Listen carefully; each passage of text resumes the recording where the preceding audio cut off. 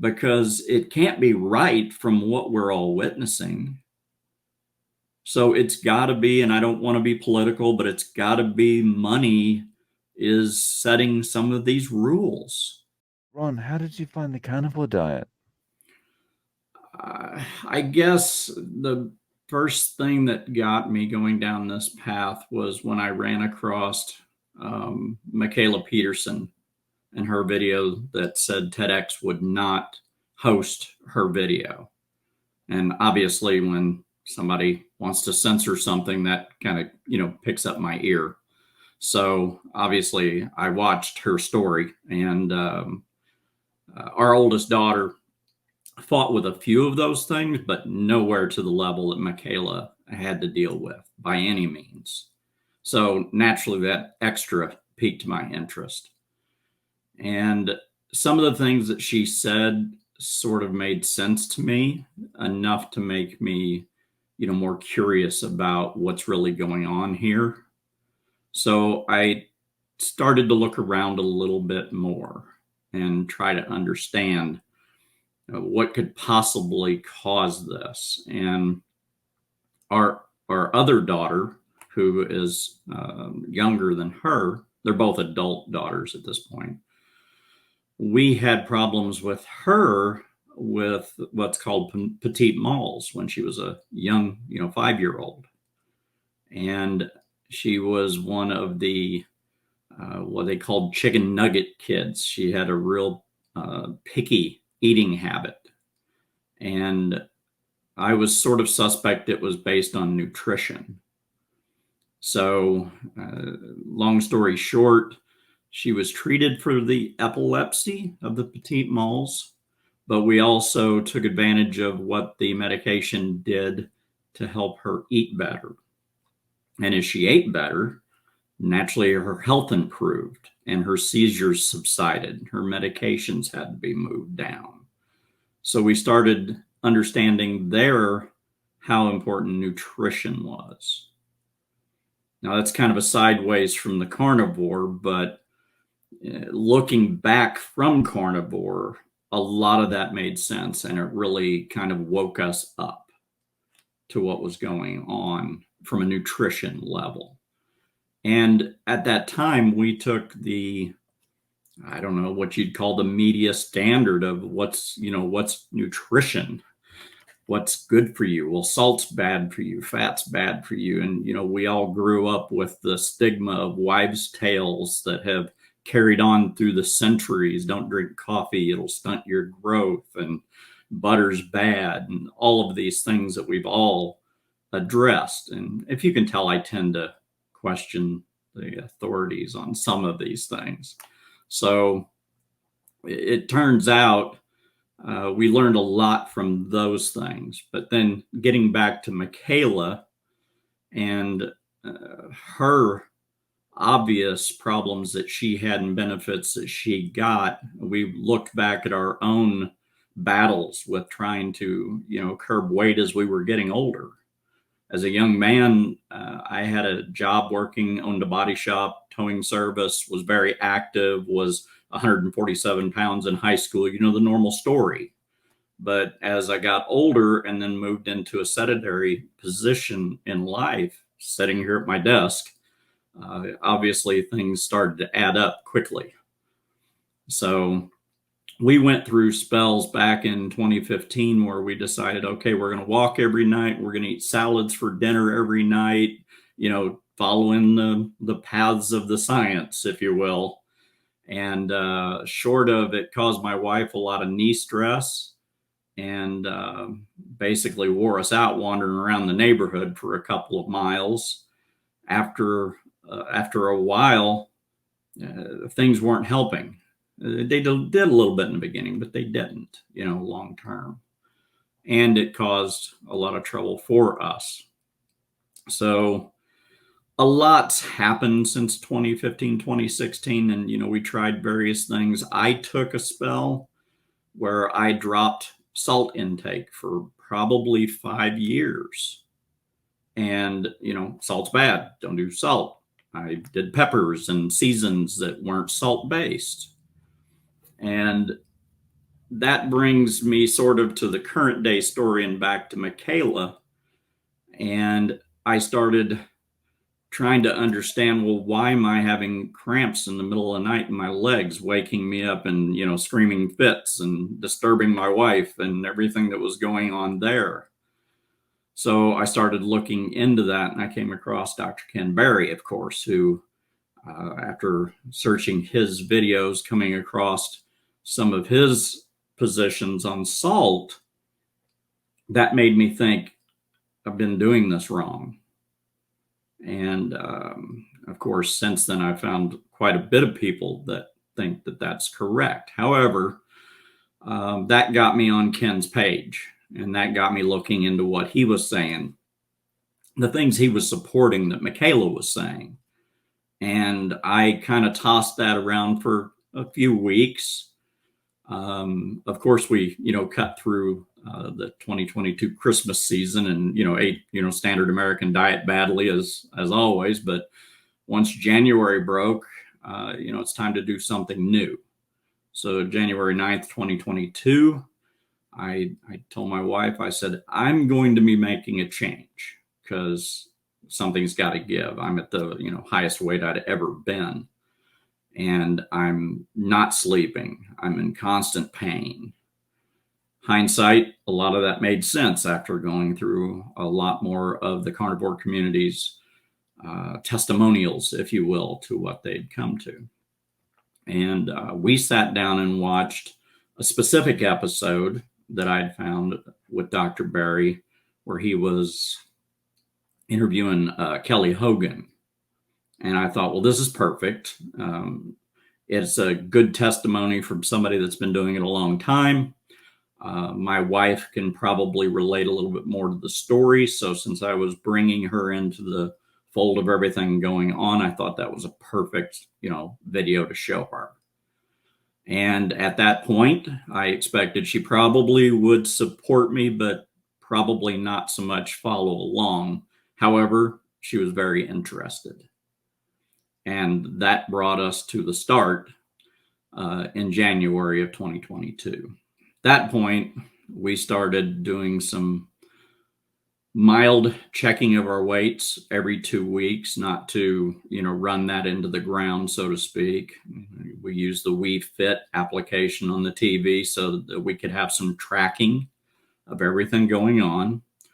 We reviewed a lot more videos trying to pinpoint the items that were bad and trying to figure out how do we avoid these? What do we need to do to change our life, change our pantry, get things in order and start going down the path. Of course, there had been a lot of noise around seed oils and other channels that I, follow unrelated to carnivore. So that one was a pretty easy one to change. And we started the process. I simply work from home, which makes it a little bit easier for me to be able to curtail my meals to what I wanted to do. And at that point, my wife also adjusted what she took to work with her. And she has been probably a little bit more on the ketovore side, but taking it very seriously as well. She kind of jokes with me that I kind of toe the line a little harder than what she does, but she's appreciated what we've gained from the experience. At this point, January 9, what was your weight? 305 was my weight. Thank you. Yep. So at that point, it was time to figure out what we were going to do for meals, which is obviously always a point of reference in many videos. I took the path, since I'm home, that I'm going to do, 80-20 hamburgers for lunch every day, which I've done since this started. Basically, probably right at a pound every day for lunch. On the weekdays. On the weekends, when we're all together, of course, my wife and I have eggs with bacon as our lunch, which is our primary first meal. And we both, just a little Flashback have never set well with breakfast, so we've never been breakfast eaters. In past jobs where I was traveling and stuff, I would stop and get coffee and sometimes get some things, out of the easy quick bin at the convenience store, a tornado type deal. But I did actually notice that breakfast activity increased my weight in time very quickly. So breaking that habit was easy to do. And I had reference of, yeah, I've got a history. I know that doesn't help me at all. And my wife never, did breakfast. So basically, since I'm working from home, uh, I was going to be the main cook anyway. And I do most of the meat cooking, barbecuing, whatever is going on anyway. So it wasn't a bad fit for me to take on those roles a little bit more, and it helped my wife out from her busy schedule. Um, Basically, we've stuck to mostly beef, but obviously pork has come into it quite a bit as just the variety. I can't say we're doing any more chicken hardly at all. That's kind of slid to the wayside. We'll have breakfast for dinner a lot. And that seems to be, kind of a favorite change up for our meals. So she carries hard boiled eggs. I have hard boiled eggs. We've got a local neighbor that has a farm, so we're getting all the farm fresh eggs that we can, and or either having them, as fried eggs or as boiled. At that point, we noticed a lot of the changes that we've heard about. My biggest learned experience from that was inflammation pain. And if I reflect back to our salad days, for an example, there was a period where I was going to the chiropractor because I couldn't sleep. My shoulders were waking me up at 2, 3 in the morning. And pain that you just could not stand. And I was taking a lot of Tylenol, ibuprofens before bed just so I could get 4 hours of uninterrupted sleep. And even with that, it was broken. A lot of turning, in bed and getting comfortable again and again. The chiropractor suggested, since I sat at this desk all the time at a keyboard, that it was probably, related to my ergonomics, if you will. And he gave me some, hot shower exercises, flexing, your shoulders against the shower wall, which seemed to give me some relief, but it still was a problem. I was one that grew up with one arm under the pillow, sleeping with my head on my arm, and that would just literally light me on fire. I started having hip problems, and I get around fine, but I just could not lay in beds. And we changed mattresses over the last 20 years like crazy, trying to keep up. And we actually ended up back to a waterbed that we had, 25 years ago when we were having our second daughter. She couldn't get out of the waterbed, so we ended up going away from it. But while it helped, it still didn't fix things. And sorry, just regarding the hip problems, those were the hip problem was exacerbated by sleeping. yes, like lying down. Yeah. yes. Okay. Thank you. Yep, because I was kind of a side belly sleeper, so to speak, and it just was like my shoulders. If I was on them, I'd have to move. The inflammation is tied to a lot of skin problems. And my oldest daughter, I mentioned, she had some problems with eczema and things of that nature. I don't have that specific problem, but of course, like my father, as I've aged, my skin is thinned as well, so I get cut a little easier. But the probably second to third week in to Carnivore is when it really hit me as, wow, I slept all night long, 9 hours, and I got up out of bed and stood straight up. it was not a feat of nature, to get out of bed. And I'm not exaggerating that point. It just hurt so bad every day to get out of bed. So that's why I say that if nothing else, I could care less if I lost any more weight. Just having the solid sleep and uninterrupted sleep, waking up in the same place that I went to sleep and not regretting that, the next day just dearly was huge for me. So I also noticed, and it could be weight related as well, that we both stopped snoring. I'm not saying she was keeping me awake, but I likely was keeping her awake. So I don't want to play that off on her, but we both were guilty of having a lot of snoring going on. She's lost not quite as much weight as I have, but pretty close.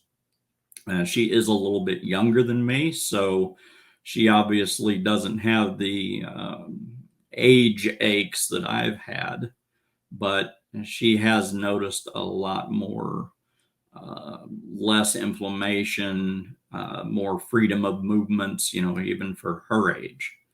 So that in itself, I just can't go on enough about that change, and I have nothing to blame it on other than I eliminated everything, and that was sort of the key to this was the elimination diet, as Michaela mentions. You got to get everything out to figure out what's going on wrong, and I can tell you from my coffee experience a few months ago, I got a little bit heavy with the sweetener, the sugars on my coffee, and the pains started coming back. So I definitely have a outward blame for sugar right now, which I won't hide.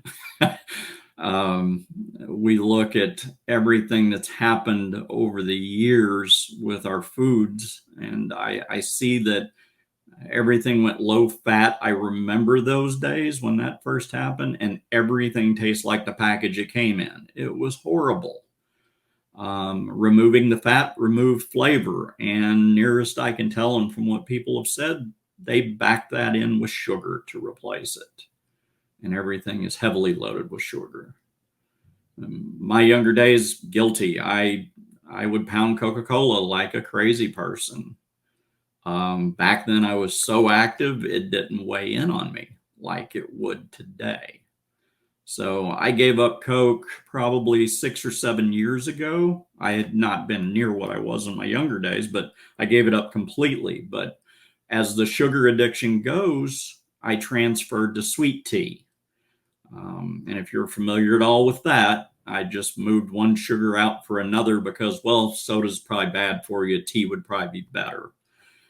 No, it's not. It did not help matters. And over time, I started to realize that. But that was something that I cut out even before Carnivore, but I did not see the rewards of those cuts because of everything else that was going on at the time and the damage that had already been done.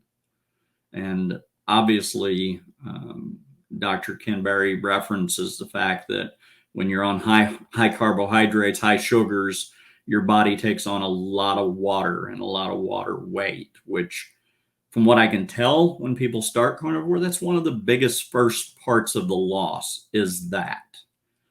And I do remember that change specifically, happening to myself. Um, Yeah, it's amazing to see that those first few days and weeks when you're cutting out the carbohydrate, it's just like the weight just comes off. And yeah, it's probably a lot of the water weight, right? Because I guess for every gram of carbohydrate you're eating, your body's storing 4 grams of water or something like that. So, or I don't know keeping. what the stats are, but to your Mm. point and what Dr. Barry covers, I would say you're absolutely right. I'd say you're on par for what that could be. Yeah. I think one of the things that you mentioned that bears kind of emphasizing is um, when you talked about adding the sweetness to your coffee, the pain came back. Oh, And this is the really I guess powerful thing about an elimination diet like carnivore is you can turn the pain, you can work out how to turn the pain on and off. yep. And it's like, okay, now I can pinpoint exactly what's doing it now. You know, there's no arguing anymore. You know, it's sugar or it's the artificial sweetener or whatever it is, right? Right. Right. Mm. Yeah, and I'm the type of personality that if something works, I can tweak it and make it work better. I worked on cars for a year. I work on computers for years. It could always be made better. So my mind always takes me to, well, let's try this and see what happens, and then adjust for the results. And I sort of did that, and I've done it with a few things just so I could purposely track what the responses are to it. And that is definitely one I can replicate. And the pain in my shoulders is the first thing I notice. It starts to come back. It's there. It's a low, low ache. But over a week or so, it starts to creep up and get worse. And I know, you've hit a threshold. And obviously, that threshold is also impacting weight loss or anything else you want to benefit from this. So I've done that on two separate occasions just to make sure, is this what I really think it is, or is this a placebo? And no, adding the sugars back in definitely just brought the pains back. And I know a lot of people tend to blame the seed oils and the vegetables, and I'm not eating any vegetables or seed oils, so I can take that out. Um, I'm not saying they don't also cause it, because obviously of their makeups and whatever lectin is and the effects it has on people. But it has been something easy to test. You talked about um, lunch, or your first meal of the day. So Yep. that's around 12 o'clock, something like Yes. that. Yeah. Yes, it's around. I'll start cooking around 11:30. Eat around 12. My wife at work is, doing something similar in that time Mm. range. Mm. And what around what time is dinner for you?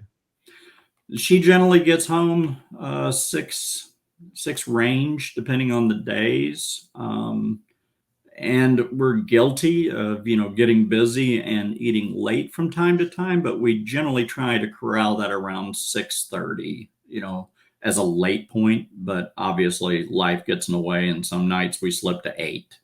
You've got a good pattern down. You've lost weight. You're getting all these, these good results. Like nothing quite as nice as suddenly realizing that you're sleeping better, and when you get out of bed in the morning, you don't have any aches and pains, and you can get out quickly.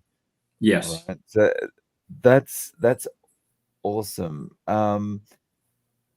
What do your daughters say about this? Are they kind of following along with this? Sorry, are they still at home or? One of them is, she's graduated college, got a full-time job, and saving up, paying off her loans, which is already done practically. So at first, her and her sister were obviously cautious, as well as our family back, which is 13 hours away, on my wife's side. They too are a little bit, what you're doing, what? Um, but they've been supportive, and they occasionally send us something. Well, this says this causes this. I know, we understand, we appreciate it.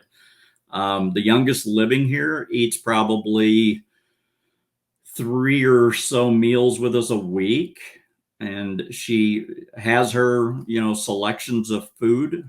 She knows that there will always be a meat item cooked when we cook. And when she joins us, she opens up a can of some kind of a vegetable or something to uh, be her supplement to continue eating in her life, because we're not trying to force feed this on any of our other, family members. Um, she, however, has come home and told me stories that she was working with some of her clients, and she's in a social work field, and the discussion come up around weight loss problems, different things, and she said, well, it's been 8 going on 9 months that my parents have been on the carnivore diet, and they've had really, really good luck. She said, I'm not telling you that's what you should do, but she says you might want to look into it. So from her outside view looking in, she seemingly lost that caution and hesitance that was originally there, and seems to be supporting people looking into it. She also knows that we picked up a digital blood pressure. Uh, what do you call that thing? Cup, so that we can monitor. My wife has always been sort of on the bleeding edge of high blood pressure. Her father has a little round of that. I have not monitored mine seriously over the years, but never had any real signs. Through the journey, she's actually reduced her blood pressure, unless she gets really aggravated at work, and then it's, all bets are off. She gets a little spike from that.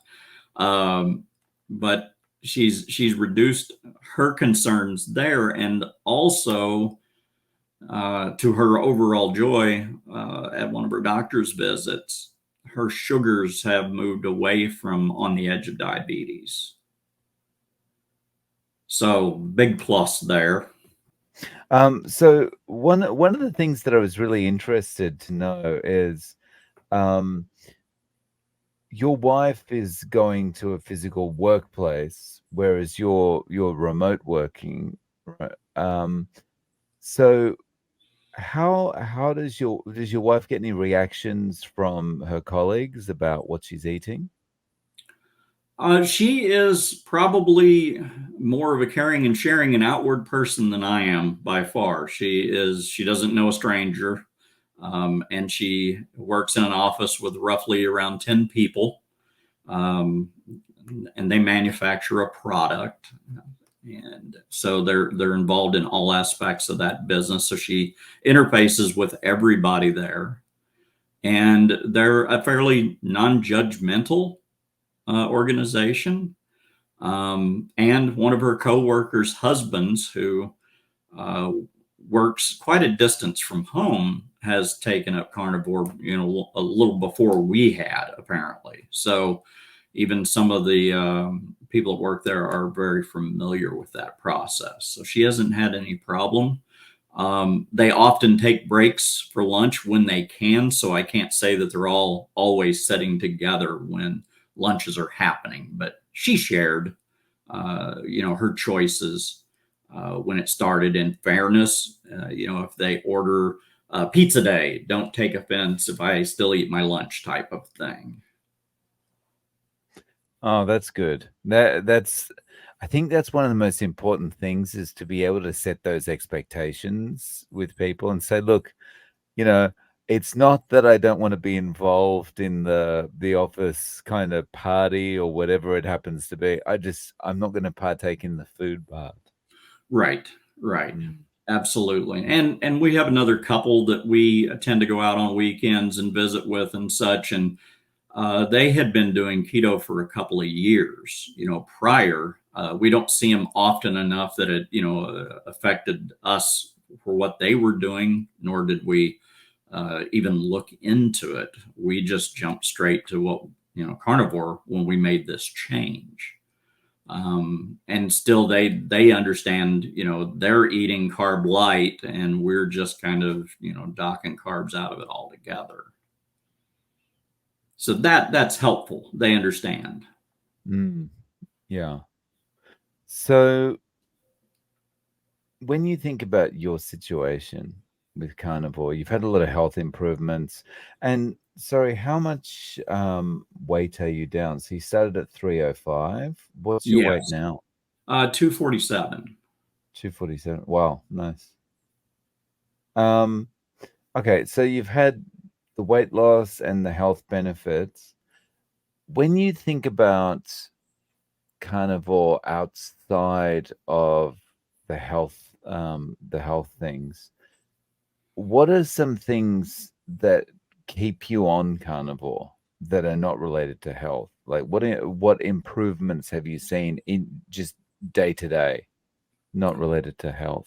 Well, obviously, being able to get out of bed and just jump up and go, even if it's in the middle of the night for a restroom break or whatever, that's so huge, as I mentioned. Um, and while I'm still 247, I feel skinny, and I say that from the aspect my body's used to fighting an extra 50, some 60 pounds on a day-to-day basis when I do active things, which I built a house, several years ago and did it all ourselves. And we have property and we built a garage, and I'm active with doing things outside on the weekends. And there's always a thought, you're getting more protein, you're building muscle. And I don't know that I could just outwardly say that, yeah, my biceps have gotten bigger or anything like that. That's not exactly happening. But as far as strength, the fact that I'm not carting around 50 extra and everything that I'm doing now that is outside working on the property and lifting things and carrying things has just gotten so immensely easier for myself. Work stamina keeps on going very well. Now, I'll kind of tie into that with what we often hear about the fog. And I call it clarity myself. So, an example of that is a few weeks ago, I built a large lean to roof from one garage over the top of another shed that had a bad roof. It's quite an undertaking, a lot of work, and my clarity and attention to the detail of the work seemed to be a lot more focused. And even if I did, go a full 8 hours out there, working on things, I could see the goal and say, no, we're going to finish because I just need to finish things, which I have a history of not always following through, whether that was mental or that was related to my weight and my health and my body aches. Um, huge advantage on many projects that now I power through them and I just get them done. That's really interesting. You had a history of not always following through. I mean, I also have a trail of unfinished projects behind me that doesn't seem to happen as much anymore. Uh, it, it, it, Yeah. it was pretty bad, the last couple of years, and COVID probably didn't help matters at all. We were both still at the time essential workers, and at the time I was still working outside the home. So, and I may have gave a incorrect date earlier. I apologize. Um, I started this job in 2022 working from home. The carnivore diet I started at January 9th of this year. I think I might have said 2022 earlier, and I apologize for that. I would also extend the changes to include 2 years ago, I probably would have never had this call with you. Not nothing against you. I was not that public person, and I don't want to say it was weight related or anything of that nature. It was who I've been over the years. I could go into a work situation and be everything I needed to be, but on a social scale, I really didn't want to be in front of a camera. I didn't want to be the person addressing an audience. I did not want to be doing those things. I volunteered with my wife at the high school in the concession stand, years ago for our high school girls band. I wanted to be in the back in the kitchen cooking. I did not want to be out, in front of people. I'm not going out doing dance recitals. Do not take me wrong, but I'm finding myself being so much more open here lately just to being more social. Don't know what that's related to, if it's age, if it's the change in what we call our lifestyle. Apparently, fats and good things do a lot of things for the brain as well. Is it related? I don't know.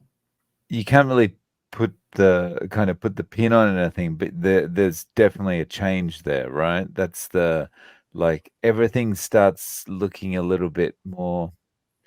Do you feel it's just a more positive outlook? I really do, and I think it's a positive outlook um, for yourself. But I think the sugars and the carbohydrates. You've heard these parents. No, no, no, young child, you're not getting sugar. It's too close to bed. Things of that nature. I think the high carbohydrates and sugar did not set well with me over the years, and it made me shorter patience. It would frustrate things would frustrate me if I got to like a point in a project where I was just sick of it. Then that was that unfinished job, and I'm thinking that my wife says, "Well, you make excuses all day long. You got to get this job done." But I'm thinking the carbohydrate sugar effects on people's emotions also changed how I'm interfacing, with people, friends, family, etc. Um, that's a very interesting point. I think it does have an impact on your follow through.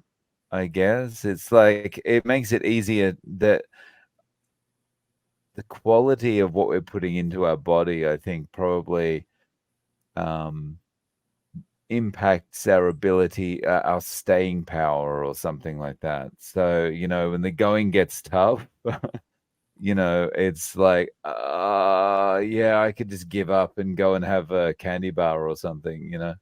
Uh, Agreed. Agreed. Mm, yeah.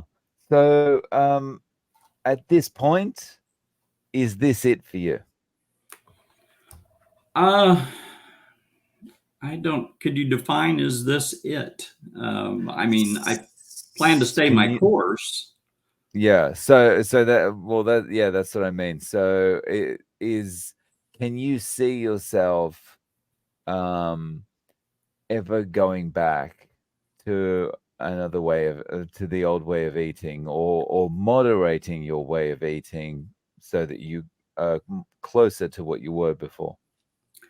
I don't, and part of that is I don't know if you want to call it sort of an awakening, because to enter this lifestyle, it's really recommended to follow many sources, listen to many people, not get blindsided just because Michaela does just beef and salt. That's not for everybody. So, in doing all of that research, it started making me question much, much more. Back to the coffee will stunt your growth, and all of these things that we've been told were good for us, and what was bad for us, and uh, I mean, I don't think our food system is good. I don't want to go back from what I've learned, from what I've understood, and what finally some actual documented research is starting to happen. I fear for people continuing to eat that, what they call standard American diet, if you will, with all of these. Honestly, when the FDA put Post and Kellogg's cereals in our food pyramid on the government websites as being better than bacon and eggs, I don't know what I lost respect for more, because it can't be right from what we're all witnessing. So it's got to be, and I don't want to be political, but it's got to be money is setting some of these rules. So going back is not going to be an option for me at all. Am I going to have maybe a little potatoes here and there out when we're out for, you know, an evening with friends in a social event where it's limited what I can get? Yeah, I might do that from time to time. But no, I have no interest in going back, and I don't even pay attention to those aisles in the store anymore. I'm not going in those aisles. My daughter has cereals here. I have no interest. That's another interesting point. So I have no interest. When did it get to that point? I guess it's the same with anything you might see, whether it's cereal or ice cream or whatever. If there's something sitting there in front of you, at what point did you get to the stage where you went, well, I just don't care about this anymore? Well, when we started in January, it was just we're done. So it Mm, was it was a literal mental control switch that I had to hold. Um, mm, I want to say that, you know, halfway through the journey over the last 8, 9 months, uh, I stopped thinking about it. So I didn't have to hold the lever, if you will, to maintain that thought. And people ask me, you want to try this? You want to taste this? You know, different things come up in different environments and settings. And I just, no, thanks. I really don't. Because it's proven to me on my own grounds and terms that what we are seeing is true and that going back is bad. And I can say that I was in this initially for the weight loss, but the fact is, I'm building some muscle, which has slowed down. You hear everybody says they have a stall. I'm not even bothered by that because I'm looking at this going, I'm sitting at this desk some days 14 hours, depending on what's going on between work and personal stuff that I do, computer based. And I'm not gaining. So if I don't lose, I'm not, you know, hurt by that. But on average, I'm losing a pound here, a pound there still as this goes forward. And I'm still sitting in the same chair all day long. very nice.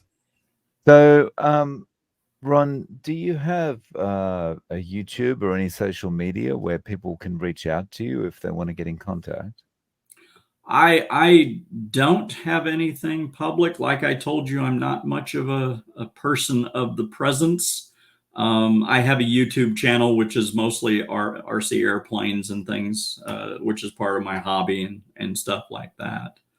And my Facebook, being an information security like I am, I keep it private. So Mm, I can be found, but they would have to request, and I'm not opening it up, you know, so to speak, for everybody in that aspect. So I apologize for not thinking about a way for people to reach out. So I was ill prepared for that thought. uh, So, Ron, thank you so much for joining us. I really appreciate you sharing your journey with us. Absolutely, Dave. Glad to.